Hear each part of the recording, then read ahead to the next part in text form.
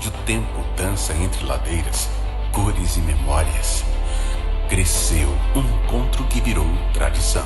A Fliporto, há 20 anos, sonhamos com uma festa literária que une gente, ideias e mundos. Uma festa capaz de fazer a palavra ecoar pelo mundo. E ela ecoou. Na hora que as bibliotecas sobem às nuvens pela força e o talento da nova tecnologia de informação, a Fliporto sobe as ladeiras de Olinda para buscar a paz dos conventos da Índia. Um povo pode se livrar de uma dependência econômica, mas nunca se livrará de uma dependência cultural. A cada edição, a Fliporto cresceu, recebeu autores de todo o Brasil e de diversos países. Debateu política, filosofia, ciência, espiritualidade, poesia, tecnologia e meio ambiente. E construiu, com cada conversa, uma ponte entre saberes. Aqui, livros ganham voz. Aqui, ideias se encontram. Aqui, o público é protagonista de crianças que descrevem a magia da literatura, a grandes pensadores que marcam gerações. Disse o poeta Fernando Pessoa: Deus quer, o homem sonha, a obra nasce. A Fliporto é um movimento que culmina com a festa literária. Que a família, inclusive no campo da arte, é uma coisa muito importante, porque é uma forma de continuidade, o que é quase uma imortalidade. Serra da Boa Esperança, esperança que encerra. A Fliporto se tornou parte do calendário afetivo de Pernambuco. Influenciou escolas, formou leitores, incentivou talentos e mostrou que a cultura é um farol que ilumina caminhos. São histórias como estas que constroem a nossa. E agora celebramos 2 décadas deste movimento cultural. 20 anos de encontros, 20 anos de ideias que inquietam, encantam e inspiram. Era muito novo como imagem, muito moderno, muito colorido, muito vivo, muita luz. Parecia um universo, parecia um fogo de artifício. Mas na verdade estava querendo representar que a luz está dentro da gente. E que olhar para dentro é o que importa. Fliporto, 20 anos celebrando a literatura e a potência humana. 20 anos escrevendo junto com você as próximas páginas da nossa história.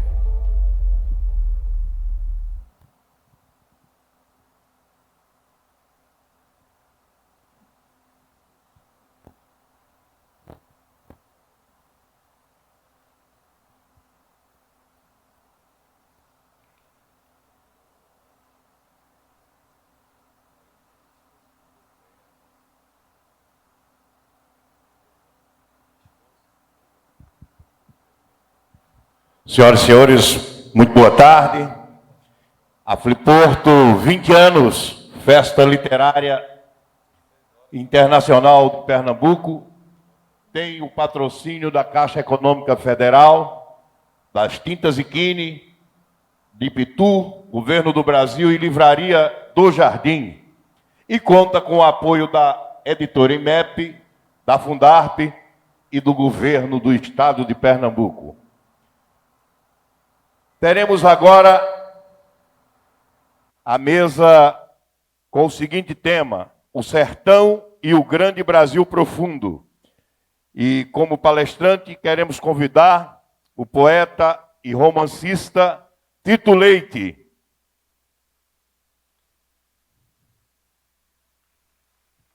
E para mediar, convidamos o escritor, curador da Fliporto, Antônio Campos.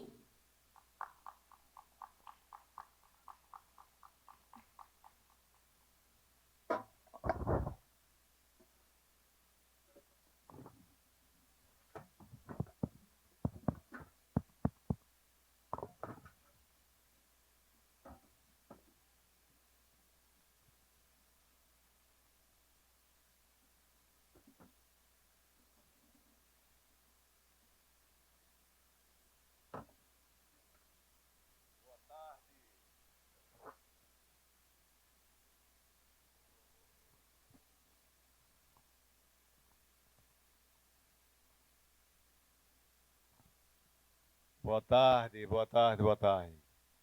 Uma alegria imensa receber Tito Leite para falar sobre o seu processo criativo, falar sobre o Brasil profundo, esses sertões que nos atam, os sertões de Euclides, os sertões de Ariano, os sertões de Tito, os sertões de Ronaldo, que vai nos brindar mais tarde com uma peça sobre Miró e sobre Carlos Pena Filho. Queria dizer que Tito é um escritor, poeta, romancista, com uma presença marcante na cena literária, nos festivais literários. É com muita alegria que a edição 20 da Fliporto recebe nessa tarde o escritor Tito Leite para falar sobre esse tema e seu processo de criação. E gostaria de passar a palavra com ele e depois iremos para outras perguntas da mediação e do público. Muito obrigado. Boa tarde a todos.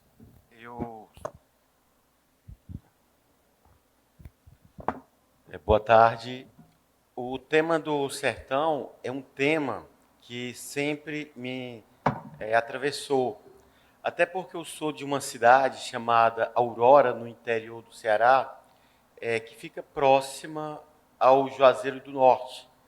E eu cresci escutando histórias de retirantes, de pessoas que saíam do sertão para buscar uma vida melhor no Sudeste.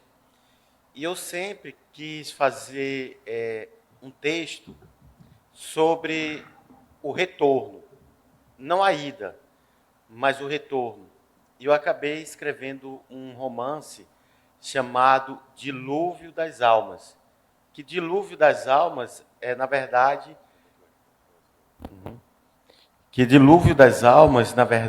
é o nome da cidade fictícia em que se passa o meu primeiro romance, em que eu busco mostrar que no sertão tudo é movediço, nada é fácil de adivinhar. Mas a primeira coisa que eu pensei em fazer foi em escrever um sertão sem épica, aquele sertão sem caricatura. Então eu pensei em escrever o sertão qual ele sangra, com as suas alegrias, mas também com as suas mazelas. Então, um dos temas bem recorrentes também na minha obra é o velho coronelismo, que hoje ainda continua presente. E quando alguém lê o meu livro, pergunta, mas isso tudo é real? É ficção ou é realidade? Eu digo, é ficção, mas o que eu estou escrevendo aqui no meu romance, no sertão, é real, porque essas coisas ainda estão presentes.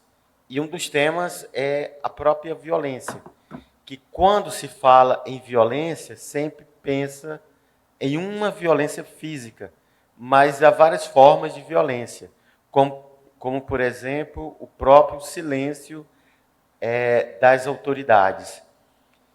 E eu me lembrei, quando eu estava morando em Salvador, que eu conversei com uma jornalista italiana, que ela estava estudando sobre Zélia Gattai e o Jorge Amado. E na época, eu muito ingênuo, fiz uma pergunta muito boba. Pergunta boba. Eu perguntei se o Jorge Amado pode ser considerado literatura fantástica. E ela falou, não, porque o que o Jorge Amado escreve aqui na Bahia é real. Então, eu pensei muito nisso também. O meu sertão que eu escrevo, na minha cidade, no meu Cariri, é também real. É até curioso que esse termo, literatura fantástica, o Gabriel Garcia Marques é considerado o pai. E ele não gostava de ser chamado de autor de literatura fantástica, porque ele dizia que tudo aquilo na Colômbia era real. Tito, eu queria que você falasse sobre suas duas últimas obras, aí uma inclusive que você vai daqui a pouco autografar e que o público vem aplaudindo e a crítica também vem registrando. Como foi que você escreveu essa obra? Tem o Western, tem a outra. E de onde surgiu esses dois temas que estão também na temática dessa palestra? O meu primeiro romance foi O Dilúvio das Almas, que é um retirante que mora em São Paulo e ele ganha vida vendendo artes, perambulando de bares em bares, de bairro em bairro, vivendo uma vida boêmia sem nenhum compromisso com ninguém, nem com ele mesmo. E ele recebe uma promessa de emprego numa cidade perto de Canudos, na Bahia. E ele volta para o Nordeste, passa por Canudos, e o que ele encontra é o amigo dele morto, aquele que fez a promessa de emprego. E ele sai de Canudos, daquela região, vai para Juazeiro da Bahia, e ele pega um ônibus, Juazeiro da Bahia, Juazeiro do Norte. É até curioso que eu já peguei esse ônibus, Juazeiro da Bahia e Juazeiro do Norte. E quando ele chega naquela região do Cariri, que é onde tem essa cidade fictícia, Dilúvio das Almas, ele não consegue se adaptar àquela realidade. E ele tinha um espírito leve. E aos poucos ele vai se tornando uma pessoa belicosa. E ao mesmo tempo ele tem uma procura, uma busca pela sua identidade. E no final ele acaba encontrando a sua identidade através de um crime. Porque se São Paulo expulsou esse personagem, o seu sertão o acolheu, mas o acolheu para a morte. E o meu segundo livro, Genipapo Western, eu trabalho muito com uma temática que é muito recorrente no sertão, que é a guerra de famílias, que se trata de uma comunidade em que toda a produção do algodão é vendida para um usineiro. E esse usineiro estipula o preço e todos são obrigados a vender apenas a essa pessoa. E um personagem se rebela e ele leva toda a sua família a se rebelar e daí começa uma espiral de vingança, que tem uma certa mudança do Dilúvio das Almas para o Genipapo, porque o protagonismo no Genipapo Oeste passa pelas mãos de uma mulher, que é a irmã do Ivanildo, que ele se rebela.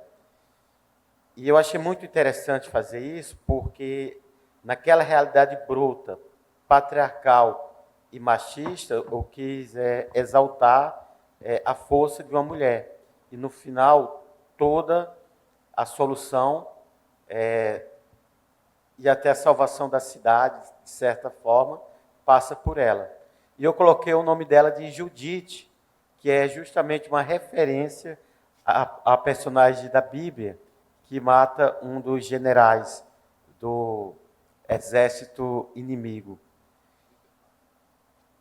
E o Dilúvio das Almas é narrado em primeira pessoa, que eu pensei em trabalhar esse foco narrativo em primeira pessoa, porque eu queria que tudo fosse filtrado através do olhar do personagem, através do olhar do Leonardo.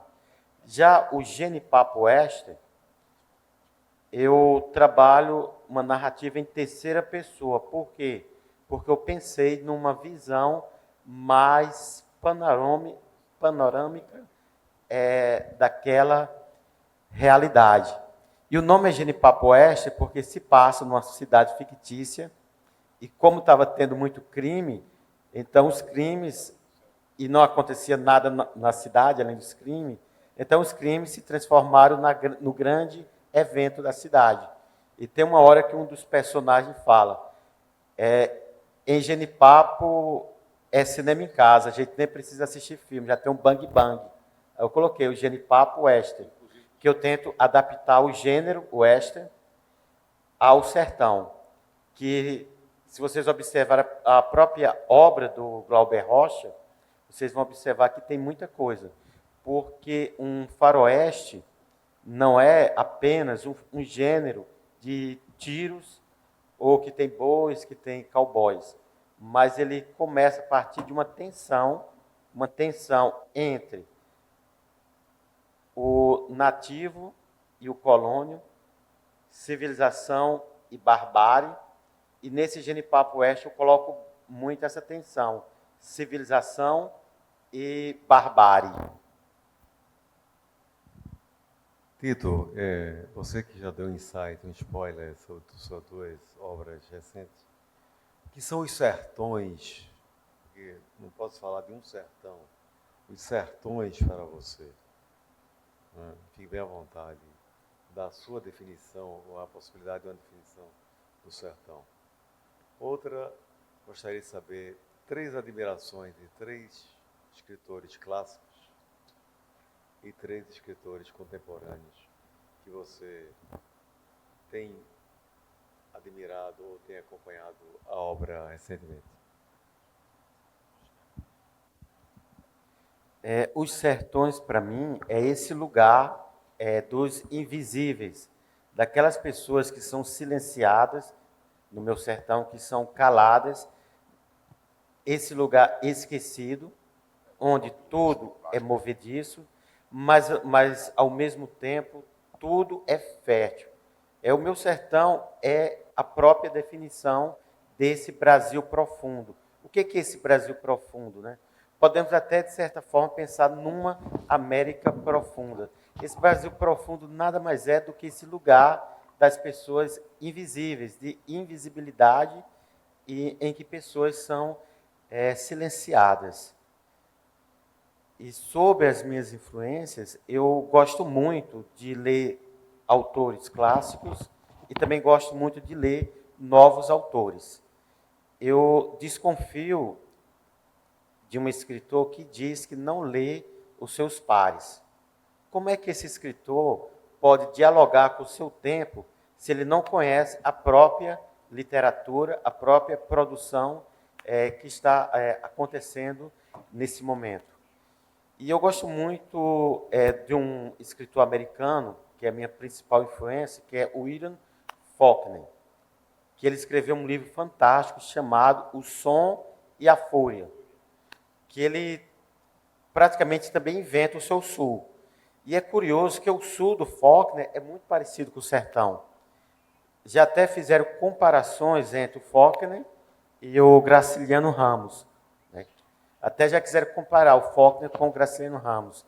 E é bem interessante isso, porque o Graciliano Ramos, ele trabalha com a questão do homem em situação de cativeiro.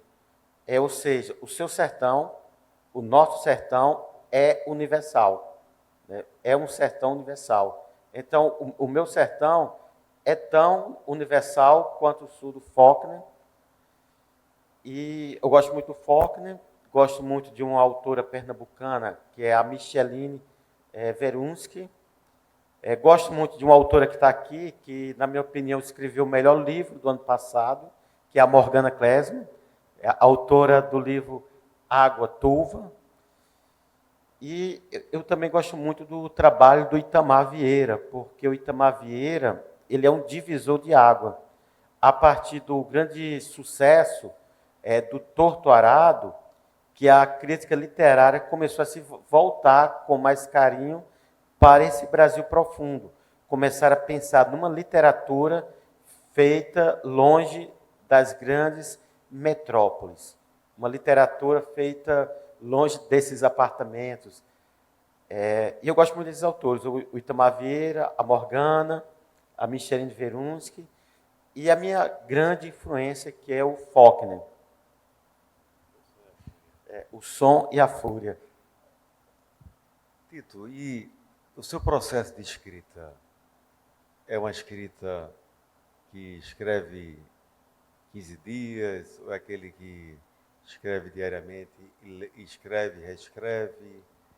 Descreva mais o seu processo de escrita. Você escreve, adormece o texto, depois retoma ele. Como é esse processo de escrita seu? Quando eu começo a escrever um romance, é curioso que a primeira coisa que eu já tenho na cabeça é o final do romance. Eu já tenho o final do romance. Aí eu começo o romance, o começo, o meio, para conseguir aquele fim que eu penso. E quando eu estou escrevendo um romance, eu escrevo o tempo que eu encontrar. Assim, é quase uma obsessão. Escrevo, reescrevo, escrevo e reescrevo. E nesse processo de escrita, tem uma coisa que eu não abro mão de forma alguma, é da minha lixeira. Todo escritor tem que ter uma boa relação com a lixeira, porque nem tudo que escreve podemos publicar. Então, eu gosto muito de bulilar, é aquela metáfora, sabe, da joia, né, daquela que tem que ser bem lapidada. Então, meu processo principal é esse, é a repetição. Que é até curioso que o poeta Manuel de Barros, ele diz que repetir é questão de estilo. Então, eu penso muito nisso, sabe? É escrever e reescrever, ter paciência, porque literatura não funciona com pressa. Tem que ter muita paciência. Muitas vezes, o tempo do livro e o tempo do autor não são os mesmos. Tem livros que podem até sair em 6 meses, mas tem livro que exige 1 ano, 2 anos, ou até 3 anos. E quando eu estou nesse processo, eu penso em deixar uma obra compacta, enxuta. Eu penso em tirar gordura e deixar só o filé. Não sei se eu consigo, né? Mas eu penso nisso. E tem até uma autora que eu gosto muito, que é a Selva Almada, uma escritora. E ela sabe muito bem fazer isso, tirar o filé. Não, tirar a gordura, deixar só o filé. E deixar um livro muito compacto. E outra coisa que eu penso muito é no foco narrativo. Se um autor erra o foco narrativo, o livro pode ser uma tragédia. Por exemplo, o livro do... se errar... Por exemplo, o livro do Raduan nessa Lavoura Arcaica, aquele livro maravilhoso. Eu não consigo imaginar aquele livro em terceira pessoa, ou com uma narrativa com várias vozes polifônicas. Por quê? Porque se não fosse em primeira pessoa, ia perder muito, mas muito mesmo, a subjetividade do personagem André, que ele pensa de uma forma poética. E tem livros que é narrado em terceira pessoa que também que não ficaria bem em primeira pessoa. Se os sertões estão em todo lugar, né, o Guel Reis fez agora um filme e colocou o Grande Sertão Veredas, né, num conflito urbano, em um espaço urbano, né, e fez uma releitura no cinema. E queria, en passant, 3 testemunhos. O Sertão de Euclides, por exemplo, né, uma das coisas interessantes de Euclides, né, o conflito de Canudos, que é um dos conflitos mais importantes, uma das obras mais importantes do Brasil, e um dos conflitos mais emblemáticos, né, que Euclides foi, como jornalista, cobrir para o Estadão a obra oficial e se depara com o Brasil real. E uma das questões mais interessantes é que nunca foi tirada uma foto de conselheiro vivo. Retiraram o conselheiro sepulto, fotografaram ele, né, e depois divulgaram uma única foto que existe. Na Fundação Joaquim Nabuco, aqui que eu presidi 3 anos e meio, há cerca de 20 peças originais do conflito de Canudos. E Canudos não se rendeu. Né? Canudos caiu em pé. Vem o sertão de um Vargalhosa, né? Que faz uma releitura, que dedica a obra Euclides, dedica a obra à sua grande amiga do Brasil, Nélida Pion. Tive a oportunidade, Tito, de saudar Vargas Llosa antes de ser Nobel, na Fronteira do Pensamento e do IMEC no Rio de Janeiro. E o que me emocionou, entre outras coisas, ao conversar com Vargas Llosa, não é, e conhecê-lo, é que quando ele recebeu a segunda edição, porque o IMEC tentou comprar a primeira edição rara dos Sertões, não encontrou, à época, não é, o Midley ainda era vivo, tinha duas e deu uma a Borges. Borges cego, visitando a biblioteca de Midley, né? Uma coisa paradoxal e ao mesmo tempo tão verdadeira. Ele, quando recebeu a primeira edição dos Sertões, ele passou meia hora tocando a primeira edição dos Sertões. E Borges, ele não ouvia, e tem os leitores para ele, né? E geralmente uma obra com menos de 100 anos. O respeito que ele tinha aos Sertões de Euclides, essa obra que germinou tantas outras obras. Né? Mas ouvi a emoção de Vargas Llosa, que nos deixou não por muito tempo, quando recebeu o impacto de receber aquela obra simbolicamente para ele, e o respeito por aquela obra. O Sertão de Ariano Suassuna. Né? O meu pai, Marciano Campos, teve a alegria de ter feito o pós-fácil, a Pedra do Reino, de 70. Então ele conheceu a Pedra do Reino de Ariano antes de ser publicado. E vem os Sertões por outras várias óticas. Né? O Ronaldo, que tem um livro sobre os Sertões, que o sertão está em todo lugar, como diz Guimarães Rosa. Né? E acho que o Tito tem uma pegada contemporânea, e ele aprendeu a arte da escrita, e ele disse muito bem a questão da lixeira. Escrever, às vezes, não é escrever muito, é cortar palavras. Né? E ele trouxe aqui tanto a figura de Foucault, esse grande escritor, o Sonho e a Fúria, digo, grandes outras obras, né? Um escritor que marca gerações, e traz também o exemplo de Graciliano, que é um outro sertão também. O sertão de Vidas Secas, o sertão, um homem que foi prefeito de uma cidade e cuja escrita e seus relatórios ficaram objeto até de estudo, porque eram também quase escrita nos relatórios que fazia para a sua cidade. O sertão de Vidas Secas, que é um outro sertão. E tudo é, de certa forma, um sertão só, dividido em várias realidades. E gostaria de perguntar, Tito,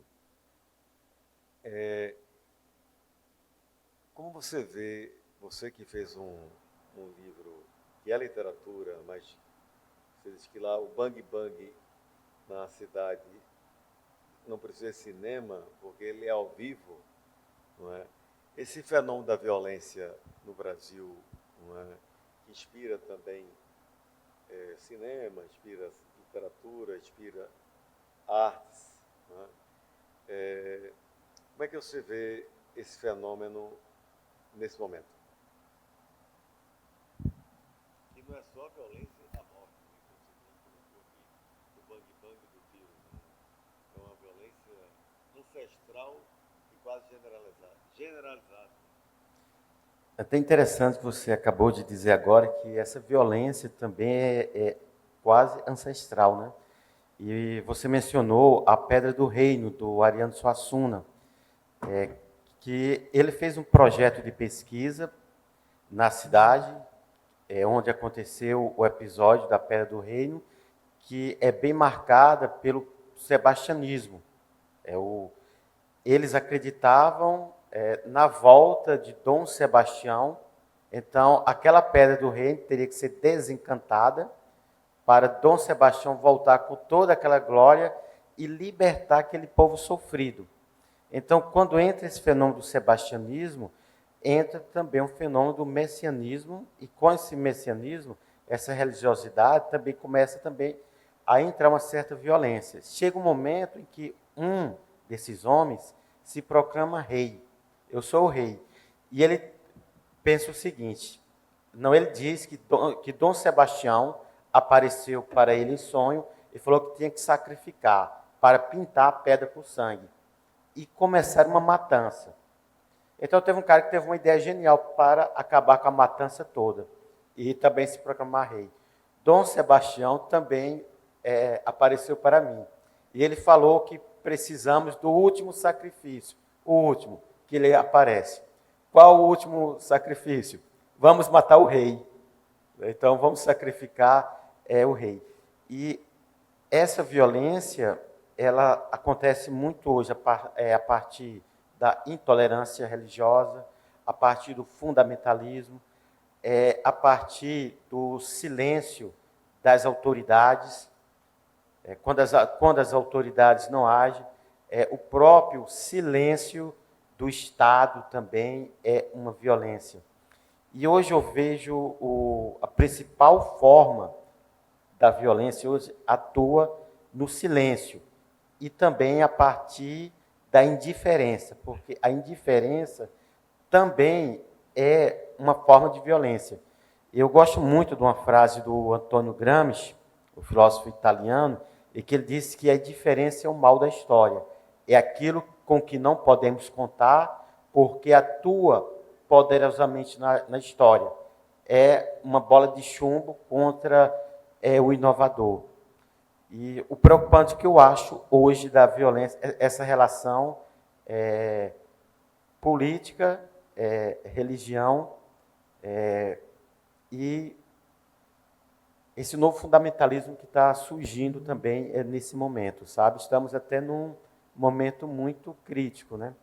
Por exemplo, daqui a pouco teremos a palestra da Morgana, que é a crise ambiental. Que a crise ambiental, o que é a crise ambiental antes de tudo? É uma crise política. Sem dúvida. Crise ambiental, o que é a crise ambiental antes de tudo? É uma crise política. Em algumas palavras, em relação a um tema tão complexo que é a violência. Eu, acho que o Tito foi muito feliz em algumas palavras, formação jurídica, mas também uma formação um tema tão complexo que é a violência. E a violência acompanha um advogado militante que tem uma formação jurídica, o Homo sapiens, mas também uma formação humanística. Mas os níveis que a violência acompanha o mundo desde que indiferença, na teoria dos valores, o Max Scheler e o Val ele diz que a indiferença é uma das coisas mais terríveis que você pode fazer sobre um tema ou sobre um ser humano. Aquilo não lhe toca, aquilo não lhe pertence. Ser indiferente àquilo.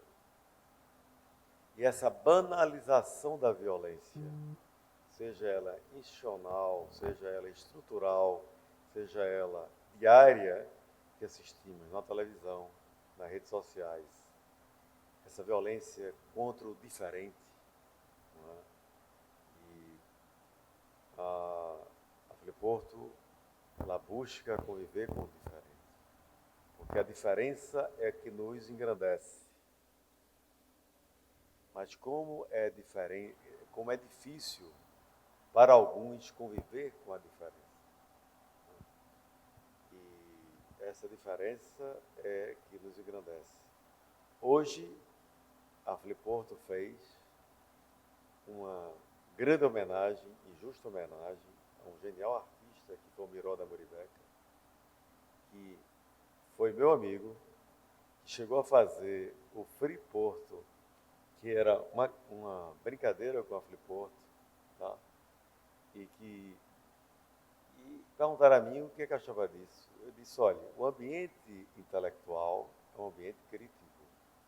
A gente tem que saber lidar concordando ou discordando com a diferença ou com a crítica. Né?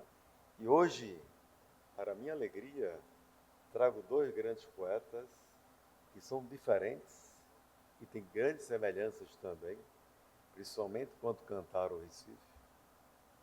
E foi uma alegria imensa depois me tornar amigo de Miró, que ainda conheci em vida, né? E em vida já ter nele um grande artista, poeta, performático e do jeito que Miró era, único. com toda a sua singularidade e a sua irreverência. Isso faz parte do meio intelectual, do meio artístico. Então, esse mundo fragmentado, esse mundo dividido, esse mundo está tensionando muito o contemporâneo. E a violência, que é tema de muitas obras, está em muitos lugares. E queria trazer aqui um tema. Meu avô, em Cuba, meu avô foi um estudioso, entre outras coisas, do Nordeste. Gostava um pouco de ciência também, além de política, estou falando de Arraes. E ele estudou a cana-de-açúcar como uma forma de melhorar as relações entre produtor, canavieiro, e modernizar essas relações de trabalho. E ele perguntou, Tito, a uma cubana, que era uma mulher que trabalhava lá, a questão da cana-de-açúcar em Cuba, o que era cana para ela, o que era plantation para ela, que a cana foi mantida 200 anos quase na escravidão, né? E a escravidão não foi uma questão só brasileira. Uma das coisas que mais me impressionaram ao perguntar ao Laurentino no jantar, Laurentino Gomes, foi no estudo da escravidão, Laurentino. O que é que você poderia destacar? Uma conversa privada que lhe impressionou. Antônio, quase a maioria das civilizações tiveram escravos. Então, isso é um motivo de reflexão. A escravidão no Brasil foi algo terrível, marcou, é a marca nacional, né? Os escravos construíram esse país com uma participação grande portuguesa e também indígena, e com a influência depois de várias outras nacionalidades. Uma violência estrutural que ainda perdura. Nós temos uma dívida gigantesca com a África, que é impagável, por mais que fazemos, não pagaremos nunca essa conta, né? E que foram silenciados, né? A homenagem de Gilberto a Nabuco e não a Rui Barbosa, sem querer diminuir Barbosa, um homem genial do ponto de vista jurídico, é que Gilberto achava que o fato social era muito maior que o fato jurídico. Não podia se decidir a vida numa sentença ou num parecer jurídico. O fato social era mais largo. E Nabuco, ao perceber um aristocrata que descendiu da família do ponto de vista de fazer da abolição a causa da sua vida, que morreu extremamente contrariado com a forma da libertação dos escravos, não a liberdade dos escravos, mas libertar os escravos, deixaram eles ao léu. Está aí a liberdade e te vira nos 30, quer dizer, alguém que, de repente, tem que, em um dia, ver uma forma de sobreviver. Então, é que ela disse assim, Arraes, o problema não é a cana.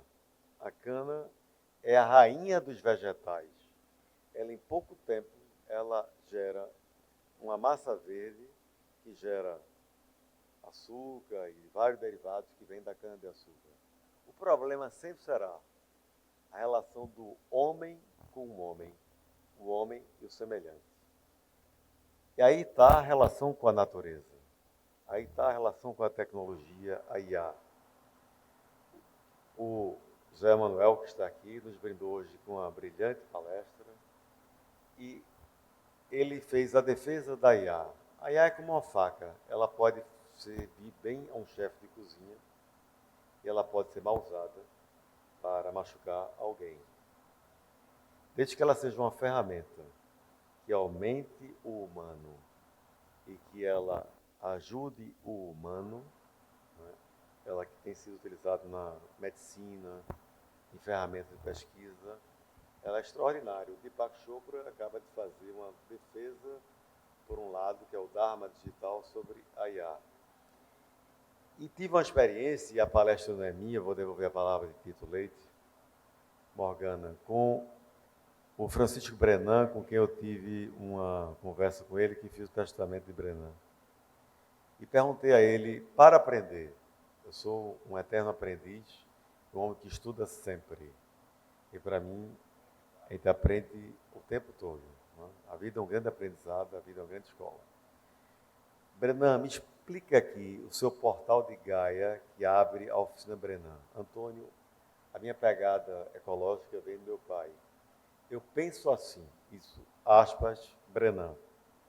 O homem, ao se sentir acima do seu semelhante, acima da natureza, ele virou o inimigo comum e perdeu o paraíso prometido.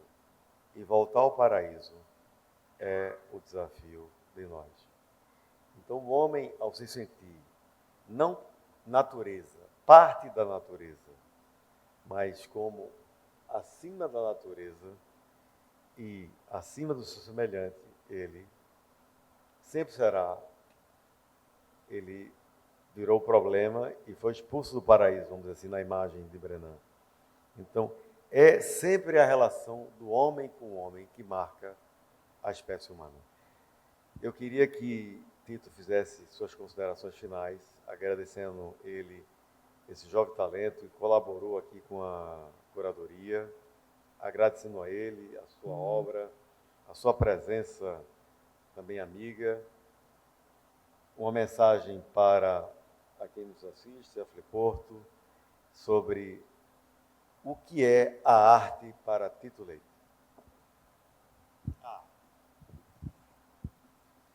Não só a literatura. Certo. Eu quero aproveitar e agradecê-lo por esse espaço. E a arte, para mim, é uma forma de transfigurar a realidade. A arte é um instrumento de transfigurar a realidade. Muitas pessoas podem pensar, a arte não muda o mundo. Não, não muda o mundo.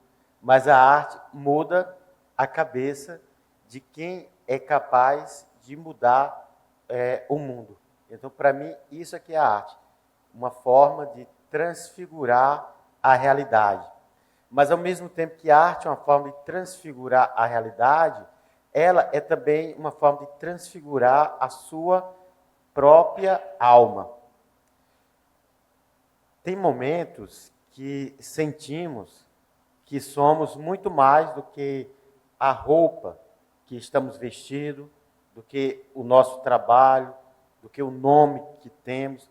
Chega um momento que a gente sente que a gente é muito mais do que isso, e ao mesmo tempo é aquele momento que você diz, tem alguma coisa faltando, tem alguma coisa no ar, que aí começam as perguntas. Isso é o quê? É um sentimento estético. Isso é uma experiência estética, como se fosse semelhante a uma experiência religiosa. Então, para mim, a arte é isso, uma forma de transfigurar a realidade e de transfigurar a própria alma. Queria agradecer a presença de Tito, queria facultar a palavra aos presentes. Se tiver alguma pergunta, será uma alegria aqui. O Tito respondeu. Aqui quem... Vamos lá. Acho que ele vai repetir sua pergunta e vai responder. Tu traduz a pergunta dela e para todos ouvirem e responde. Ela quer que eu fale sobre o meu novo livro, que vai ser publicado no próximo ano. Vai sair um livro pela Zahar, que é um selo da Companhia das Letras, pela Companhia das Letras,